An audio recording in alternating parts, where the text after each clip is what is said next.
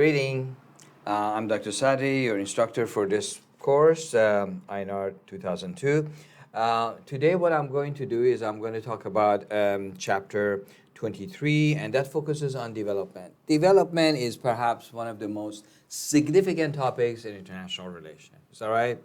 Development is one of those topics that can bring people together and can divide people. All right? So it's a very, very interesting subject. And of course, it's the other side of the coin from what we just mentioned before. If you remember, I told you about environmental, issues in the previous, lecture.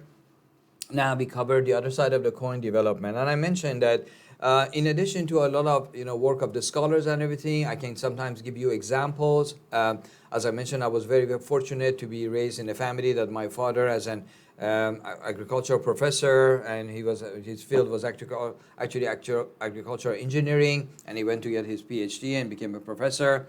And then he was, in addition to teaching, he was also working with FAO, Food and Agriculture Organization. So he was very lucky to be a part of those generations that they discovered a lot of interesting stuff, like what? Like, as I mentioned in the previous one, as a team, it's not like an individual work, but as a team, they discovered things about the damages that the environment can take from, pesticides like DDT, is that right?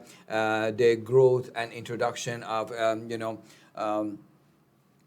basically, chemical fertilizers in places like India and China and everywhere else to increase the yield of the, the production, agricultural production to feed people. Is that right? So people would not die of hunger. So he had always, told us as kids a lot of very, very interesting and practical examples of what was going on. And that was one of the things that encouraged me actually to be a scientist. Of course, I'm in a different field. It was in hard sciences, and I focus on social sciences. But anyway, so in this regard, the first thing I want you to remember is about the learning objective. Now, this chapter is a little bit longer, as you probably noticed. While the previous one had only 15 slides, this one has like 23 slides. Is that right? So bear with me a little bit. I try to make it as easy as possible for you to digest.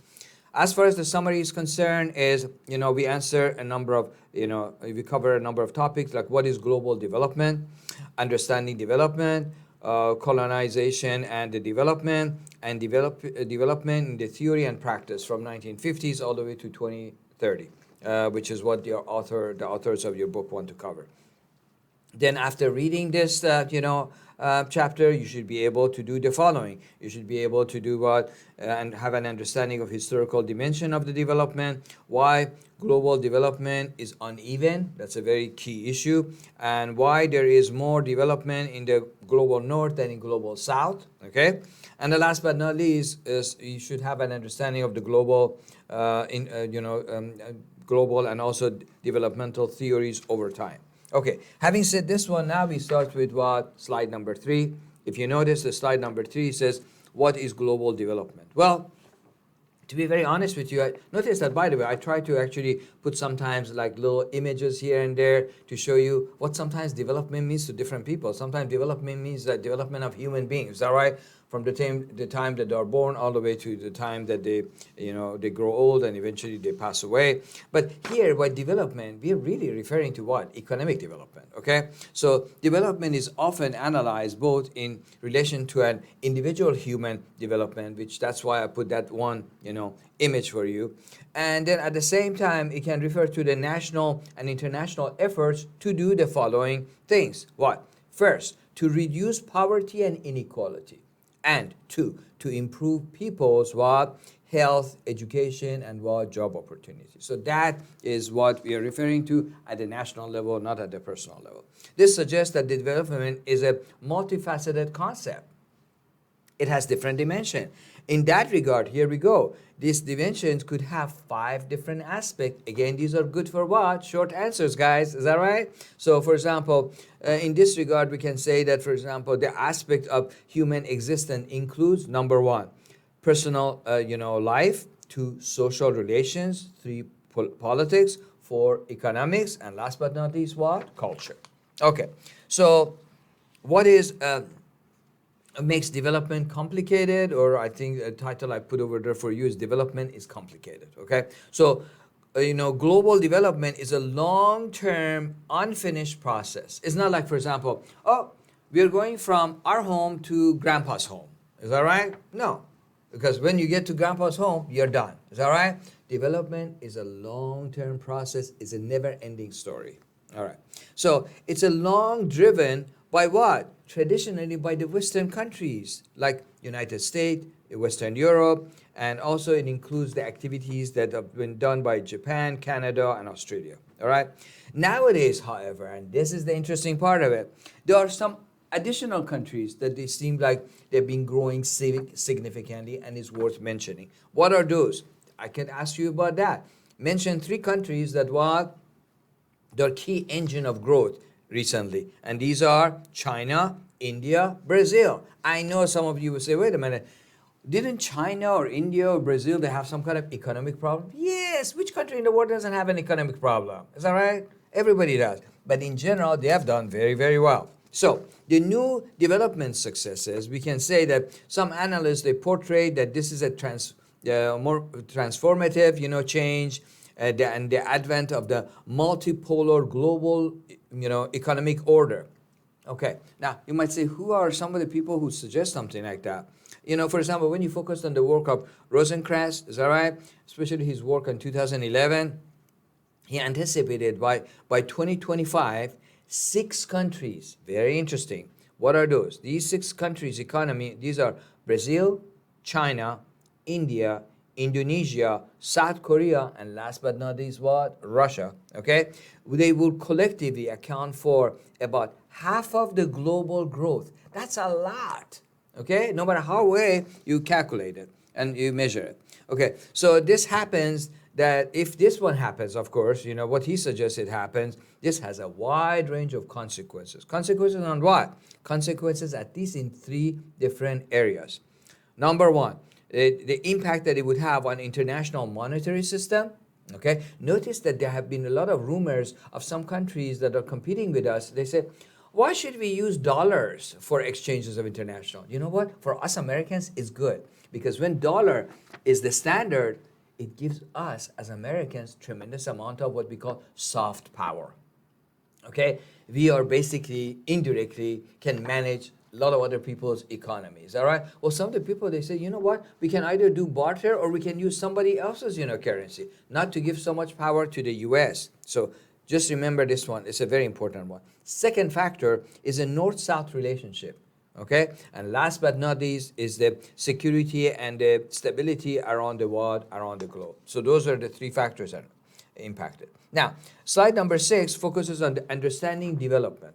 Okay, what is development? Generally speaking, we can say that developmental success and failure are a reflection of a country's wealth. That's how developmental and modernization people, they look at it as wealth. How was this wealth come about? Well, if this wealth has relationship to 3 factors. One is the size of the economy. Is that right? The country's size, basically.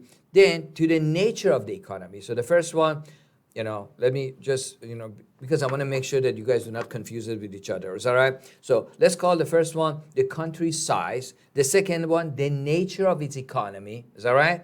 And the third one, either abandonment or the lack of natural world resources. So we need to, unpack the concept of development to understand it a little bit better. Okay? And then when we look at the work of, for example, Professor Weber, is that right? He says that it's conventional to divide the development into 3 parts. Those 3 parts are economic, which is what a lot of people focus on, social, which is becoming a part of the same thing as well, and what? Human development. All right. Having said that one, now we want to go to the notion of a little bit of discussion of the human development. Okay. What does include in that one? Thinking about development is both complex and unclear. This is something I want to make sure that you understand. Don't look for easy answers, okay? There is none. All right. So in this regard, we can present questions like what? First question would be, is it about increasing development? Is it, development, about increasing financial resources alone? In other words, as we get richer, is it solving all of our problems? Okay, let me ask you. I'm sure you know some rich people. Is that right? Have you seen any rich person who has a perfect life? I know a lot of rich people that some of them they have a lot of wealth and they have children who are deformed, and that poor kid has had so far 25 different reconstruction, surgery, and he's still not back to normal. You see what I mean? So don't think, and I know that sounds cliche, but don't think money is going to solve all the problems, okay? Or does it also include more comprehensively, people's stability, security, and well-being? Okay, so this is basically showing that there are different ways of defining this development, or what some people call modernization, to try to indicate an absolute improvement. We have to give the credit again to United Nations Development Program, because they came up with an actual index. This index is called Human Development Index, or HDI. Okay, and it developed in 1990. And when you wanted to know, for example, on the more or less equal basis, which country is more developed than others, look at those figures produced by United Nations. So the next topic on slide 8 is about colonization and what development. So a conventional picture of the world is divided to rich and poor. By rich they mean developed countries, or what we call North sometimes. By poor they mean developing countries, or LDCs, lesser developed countries. Is that right? Which are also known as Global South. Nowadays, most scholars and most policymakers, they say Global South for the developing countries and Global North for the developed countries. Just wanted to let you know. All right. So having said that one, now let's go for a little bit more of a definition of that. So Global North. These are like early terminologies of this, who used to be called the West with a capital W, is that right? It basically refers to the economically developed societies of Western Europe, North America, Australia, New Zealand, Japan. These are the most important ones. Then in terms of Global South, it refers to the less economically developed countries, or the earlier terminology for this was Third World, okay, or developing or lesser developed countries. These are mostly in Asia, Africa, Latin America, and the islands of Pacific. Okay, so having said that one, now we wanted to talk about this development process and how does it start and everything. Well, it starts in a way, to be honest with you, for many of the countries that they were colonies after independence. Is that right? So independence from colonial rule. I have 2 slides for that one. Slide number 9 says, independence from colonial rule was not a solution to all of the problems of the people who were a particular, colony of one of these great powers. Is that right? Why? Because there are a lot of developmental problems. There were problems associated with the political system over there. There were problems associated with the economic system over there. The problem associated with the social and cultural and other stuff. You see what I mean? So yes, when this country, for example, we have seen it, an example of a lot of different countries. Like what? Like when India, for example, got its independence from what? From UK. Is that right? Or when Algeria, after 1962, basically wars with France, finally became what? An independent country. Is that right? Colonial powers, they leave. It doesn't mean all the problems are solved. Okay? Yes, you do have political independence. You have a flag, and you have a national anthems, and you pay somebody to create these type of logos or something for your country. But does it really solve all of your problems?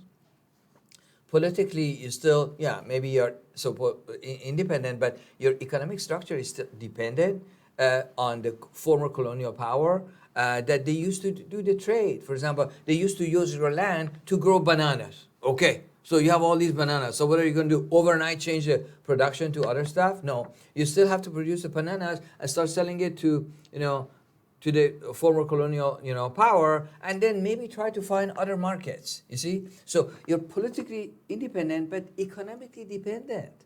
Okay? So these are realities that we need to really focus on. So in that regard, we can say there are 2 very pressing problems. Pressing problem number 1. And it relates to the economic impoverishment and the weakness. Is that right? That's exactly what I was just telling you a few minutes ago, that your economy still is connected to what? Somebody else's economy. The other problem is the political one. Okay, so the failure, some number two, is the failure to develop workable political system and which are associated with what economic, associated with economic usually instability. So in that regard, guess what? Your politics and your economy are interrelated. And as you can see, unfortunately, what happens was after many of these countries, they got their independence and they had an elected officials or something. Well, the elected officials, they had limited options and everything. And in many, I'm not saying in all of them, but in many of them, that they were replaced by some military general coming over there and taking over. Is that right? In fact, we had a terminology for, I remember when I was in grad schools and I was taking some Latin American classes. That's not my area of concentration, but they were talking about all these generals that basically they call them banana republics. Is that right? So the country has got its independence, from Spain or somewhere else. Is that right? Or Great Britain or whatever, Central Americans or whatever.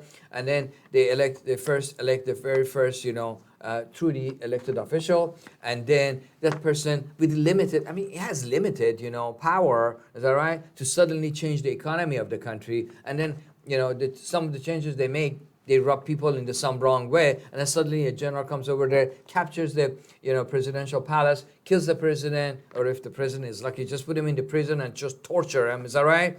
And then I don't know, in the TV station or radio station or whatever, they say, oh, I'm General so-and-so, and I'm doing this one on behalf of our people because we are so poor and whatever. Is that right? And then that general goes, another general comes, and this and that. Anyway, the bottom line is that what colonial experience does not prepare you, not just economically, but also politically for the people who are going to take over. Now, let's talk about slide number 11.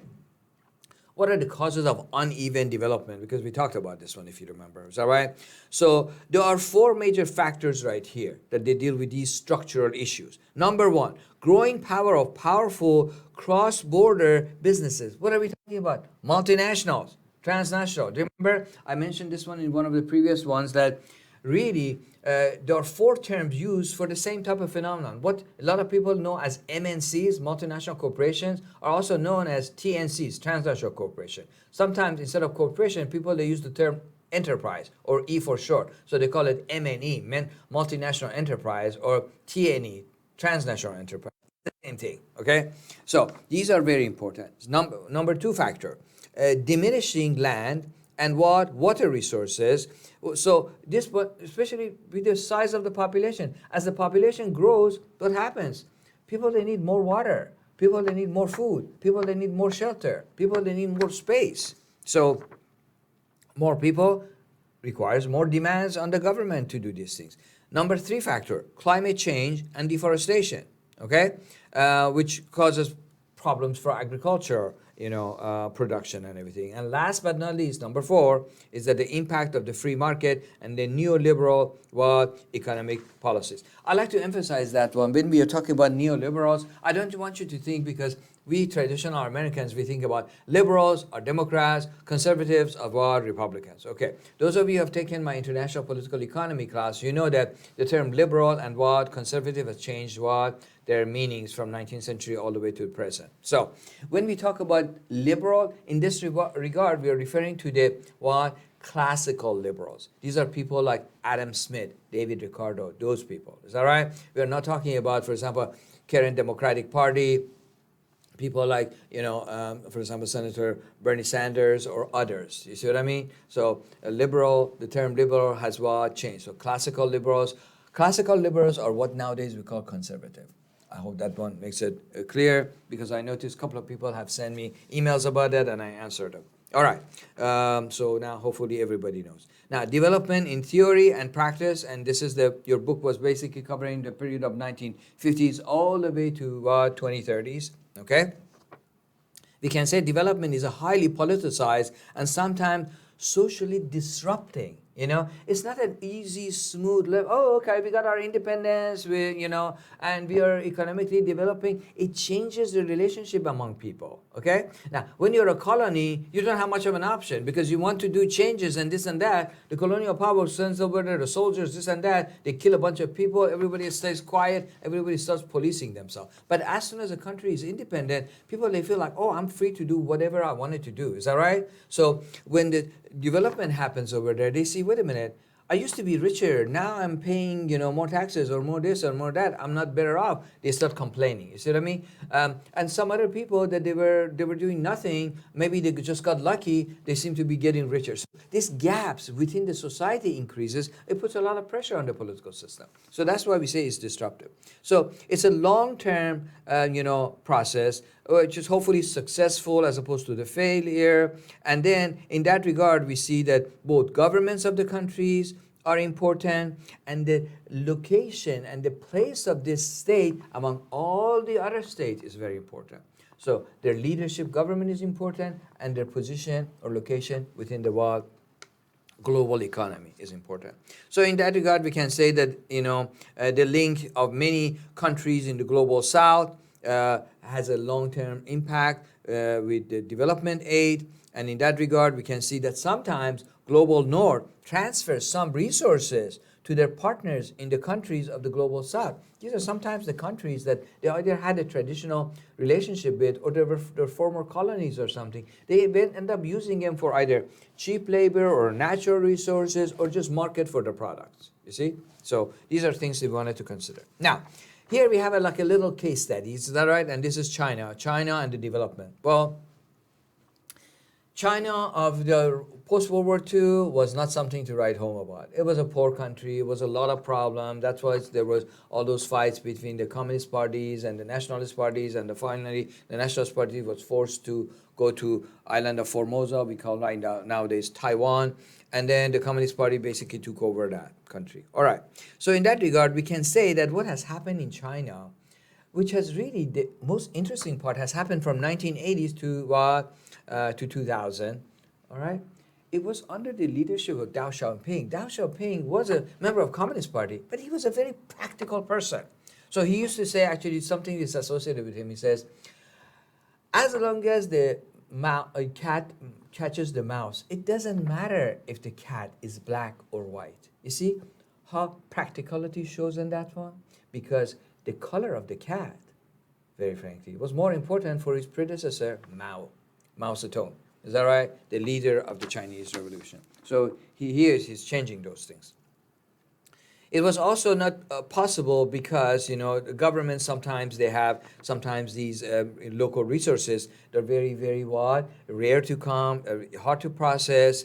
So one of the factors that here we can talk about is it's only possible, development is possible because of its government's, number one, high level of control of the economy. So in other words, China in that regard is not a typical case, okay? So government has so much control over that one. Two, the size of the country.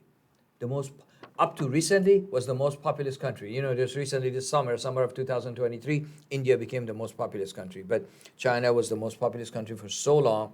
And then third, access to goods, provide and the supplies of the natural and human resources. Access to goods and continuation of the supply. So the supplies of the natural resources, let's put it as a separate factor. So let's consider 4 factors. Number 1, high level of control of the economy. 2, size of the country. Is that right? 3, access to goods and access to goods. And last but not least, number 4, supply of natural and human resources. So this was making China a special case that grows so fast with a practical leader.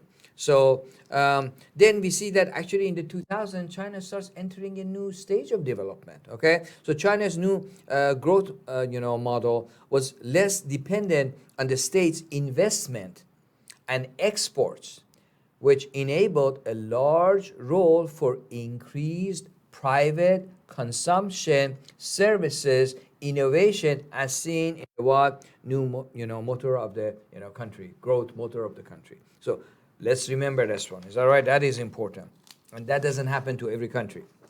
This was a special case. Now, modernization. Now, remember something that I should tell you about this whole notion of modernization? The term modernization is referring to a process of change, is that right, from traditional to modern. There were a lot of political scientists in 1960s, like people like James Bell and a number of other ones, that they focus on theory of modernization. And the whole idea was all of the countries in the world that are in the process of moving from one level to other. So North America, United States, Canada, they were not always so developed. Is that right? There was a time that they were a colony of somebody else. All right. Western Europe was always fighting one another, but they were not as developed as right now. So what has happened is change has happened in these countries, and these changes, under right condition can happen in other countries. Well, guess what? Against this type of, modernization theory came out with dependency theory.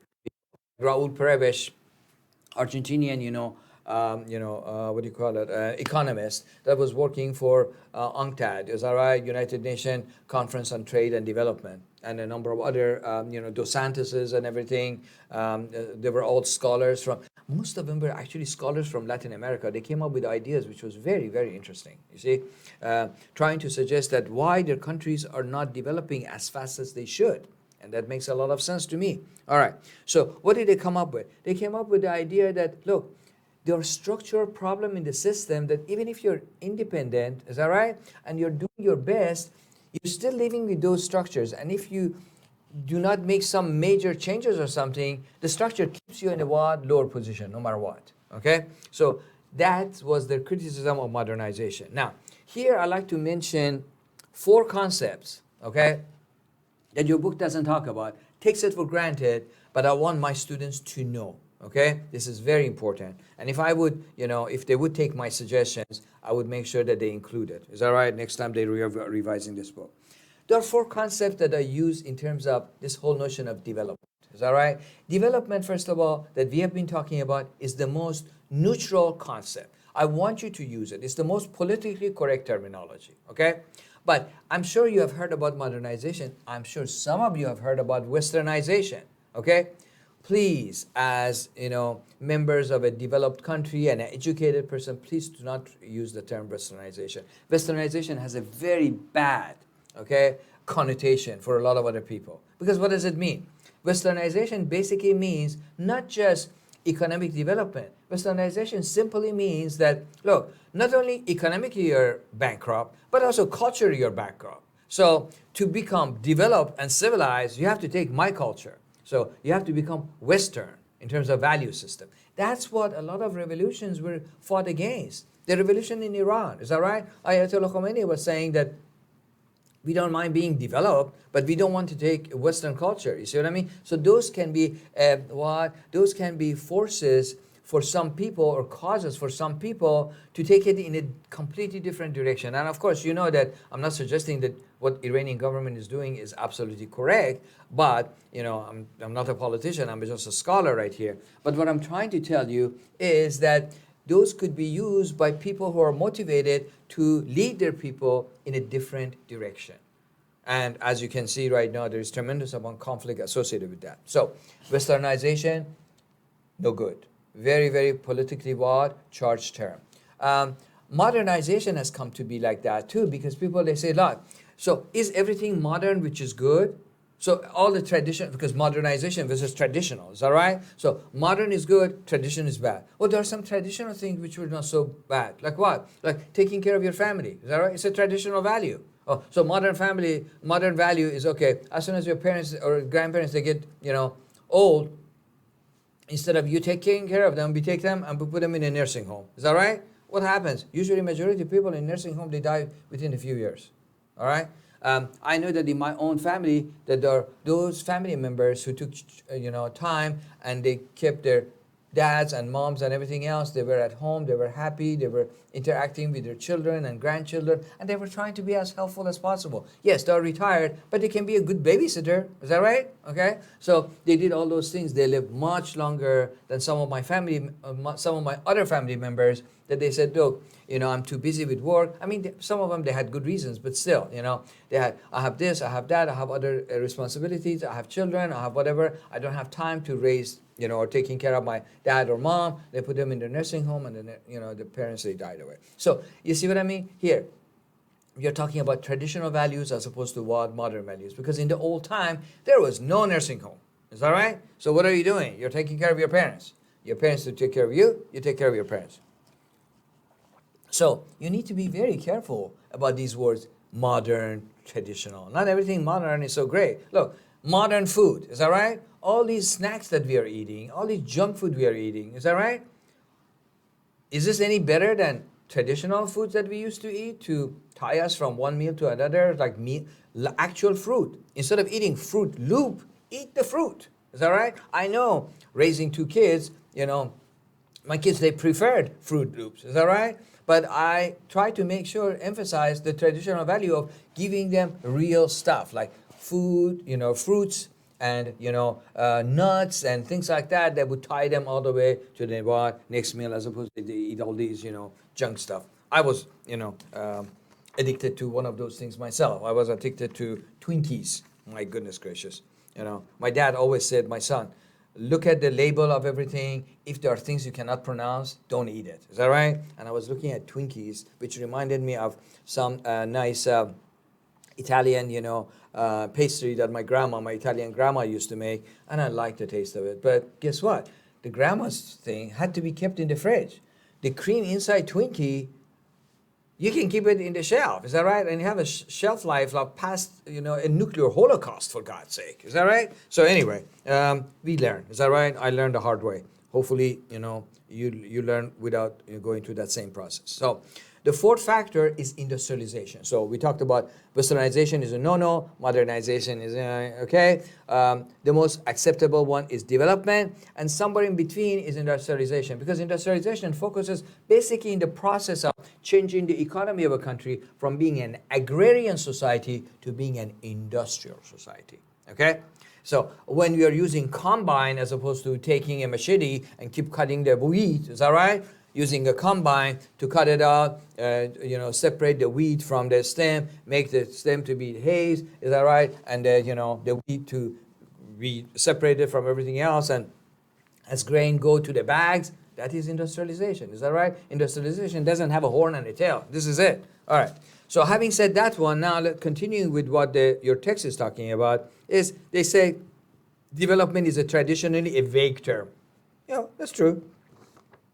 And it basically began right after World War II. Many of these countries, they got their independence. The key issues, however, at the time, the key issues was likely that the political and economic one, the route of these countries, which were underdeveloped, okay? And so they started becoming known as developing countries. All right. Again, continuation of modernization. This is slide number 15, obviously. Initially, modernization theory had a what? The attention of basically Western countries and, what is it? International, we can call them international institutions like World Bank. Yeah, that is the way to do it. Is that right? Then they started facing, oh my gosh, a lot of developing countries, they have problems. Is that right? These are problems they cannot solve. So what happened? Right here became a common starting point was widespread, if as it's a turnout or somehow simplistic, is that right? Assumption that problems of poverty and human development could be solved by adequate investment in the physical capital and infrastructure. In other words, if you want to get out of poverty, that's all you have to do. Well, guess what? A lot of these countries, they did that, and they still didn't develop. Is that right? So here we come in 1970s, there is a reaction to that, okay? The demand of NIEO, newly International Economic Order. So here we got it was a systematic, basically, challenge to the modernization theories and everything that focused on the whole notion of from 1950s. 50s was right after World War II. Is that right? So here we go. 1950s and 1960s. It became very important. Now it's very interesting because NIEO aimed to offer global South states with certain protections within the framework of what? Within the framework of dealing with what we call capitalistic system, or better to say, classical liberal international economy. Okay? However, to be very honest with you, none of the specific NIEO demand came to be transformative directly into the international policy. In other words, none of the international organizations or powerful states, they said, oh yeah, let's do this one. However, to a varying extent, they did start to become addressed in the progress of developmental policies in the 1970s and 1980s. So even though they didn't become a part of the standard, practices, they were somehow influential in a different way. In the and here we come to the topic of structural adjustment, programs, or SAPs, okay, which was in 1980s, 1990s. In the 1980s, the demand for NIEO was supplemented by changes in developmental thinking. That's important. Is that right? Because the action comes after thinking. Remember, as a political scientist, we have been always talking about what? 3 different types of behavior. The hardest one to see is thinking. Second one is speech. Third one is action. Is that right? So we as political scientists, you remember, we've said this one in module 0, okay, that we are first of all behaviorists. We look at the behavior, and the type of behavior we focus on is associated with power. But what type of behavior we're talking about? There are 3 behaviors: thinking, speaking, acting. Is that right? So remember, this is interesting because it suggests that developmental thinkers started changing. In other words, some of the Western countries and some of the international institutions like World Bank and IMF, they thought, you know what? Maybe all these aids and everything else that we are providing is not going to the right way because these guys are not developing the way we were hoping. Okay? So in that regard, their policies created a situation and practices that basically went to the process of what we call structural adjustment programs, or what? SAPs. So remember this one. That is very important. Now, structural adjustment programs in 1980s and 1990s, going to slide number 2 in that regard, which is slide number 18, is it basically tried to focus on downsizing the development and the role of state. So, because remember, capitalistic way of thinking is, okay, government is the source of all the problems. Well, in these developing countries, government was the major investor. Government was bringing a sense of order, is that right? Because, here they're starting from zero. They're starting from nothing. But here, the attention was downsizing the role of the state and increasing the faith that they had in the ability of the market forces to take charge. Okay, this is the faith that you have. It doesn't mean it's going to happen. Is that right? Because if you remember, Adam Smith was always talking about the invisible hand. Well, guess what? In some of these countries, those invisible hand was so invisible, they didn't do anything. Is that right? And people are dying of hunger. So that's why sometimes the government, they got more involved. But the notion right here is it brings, levels of, broad-based economic growth and tackling the problem of poverty and development in developing countries. All right. So we are in slide number 19. And this one, it focuses on the Millennium Development, goals. I'm not going to go to all of the goals, but I'm just going to emphasize them, and I'm going to mention them to you because that's very important. At the end of the 1990s, the international community set, itself the challenge of renewing the onslaught on the poverty, the notion of poverty, because poverty was causing so many other problems. Is that right? And related dimension of the human deprivation in the developing world. Why? It was not just because developed countries, they were so worried about developing countries. Oh, I feel sorry for you. No, because it was affecting them. Because when these people are suffering, then there is a whole lot more about immigration to the developed countries. Okay, so the UN in September 2000, basically came up with, okay, this is in 2000, we are coming up with these goals, and our deadline is 2015. Let me read these, 7 goals that they had, the 7 major goals. 7 goals are announced. Number 1, eradicate extreme poverty and hunger. 2, achieve universal primary, education. 3, promote gender equality and empowering women. Women in every society are more than 50% of the population. So, they produce population, is that right? And they work and they balance home and this and that. If you do not empower them, you're damaging the whole society. 4, improving, maternal, improving the health, the quality of the general population.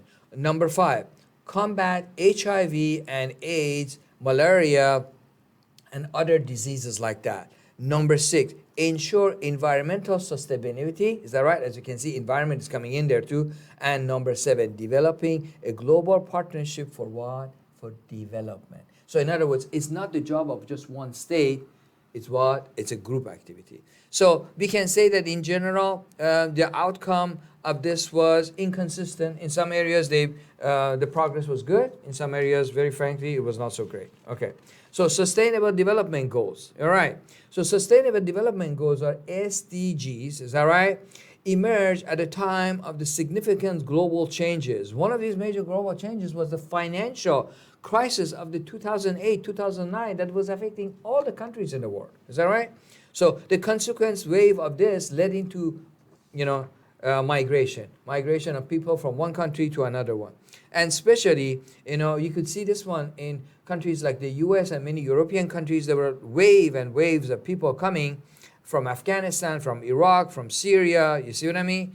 And one of the challenges of that, the reaction in those countries was growth of populist movement in the developed countries. And some of them were very, very nationalistic, You can see that, for example, our former president takes pride in being a populist leader. But he was not the only one. The populist leaders also grew in Hungary, in Brazil, and in a number of other countries as well. So this was just not an American, phenomenon. This was a general phenomenon around our planet and the world. Okay, so sustainable development goals from 2015 to 2030. What does that one cover? And this one covers the period of the SDGs were formally adopted basically. Were formally adopted by the world leaders at the United Nations September 2015 meeting. So SDGs are highly ambitious. They include things such as, global targeting, setting development agenda, aiming to end the poverty, tackling the climate change, and deliver peace and prosperity by 2030. Wow, that is ambitious. Okay, so slide number 22. In terms of conclusion, these are the last two slides. Okay, bear with me, please. Without any doubt, economic gap between the world poor and rich has unfortunately, with all this effort, has increased, widened, okay? And many countries remain underdeveloped and are likely not to develop in the future, okay? Among these, I would say that, for example, 16 sub-Saharan African countries experienced a decline in their HDI. You remember we talked about HDI? This is according to the United Nations Development Program produced in 2008 and others.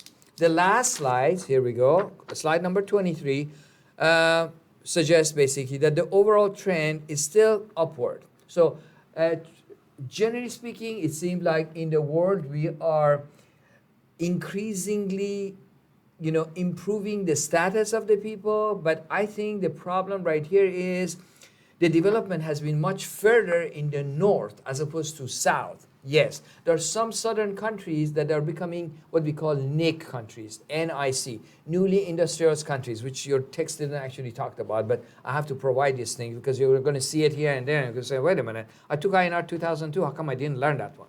NIC countries are places like Brazil, like, for example, Argentina, like Mexico, is that right?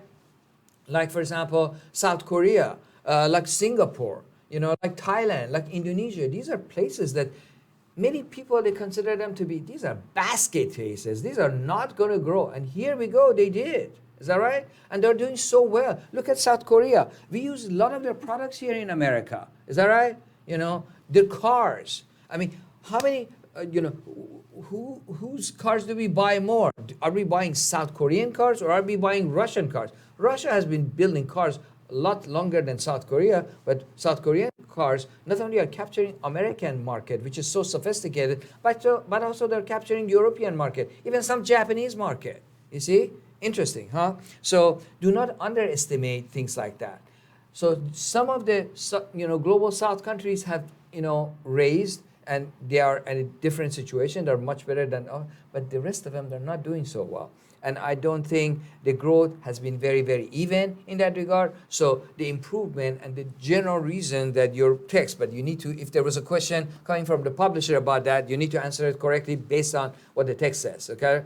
You know, and the question is going to suggest, if I add any question, I would say that according to the what, according to instructor only, as opposed to according to the text. So read the questions very, very carefully. Is that right? So in that regard, your book authors, they see an upgrade trend, but you need to take it with a grain of salt. Last but not least thing that we should mention about this particular